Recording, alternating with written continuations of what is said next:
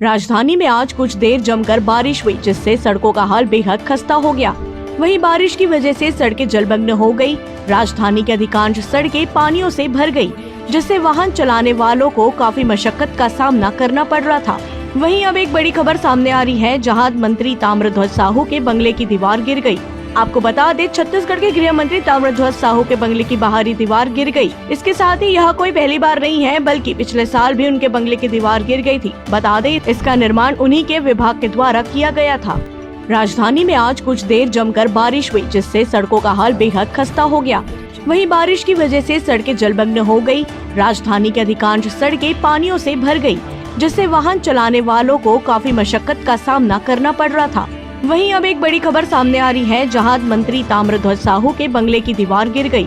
आपको बता दें, छत्तीसगढ़ के गृह मंत्री ताम्रध्वज साहू के बंगले की बाहरी दीवार गिर गई। इसके साथ ही यह कोई पहली बार नहीं है, बल्कि पिछले साल भी उनके बंगले की दीवार गिर गई थी। बता दें, इसका निर्माण उन्हीं के विभाग के द्वारा किया गया था।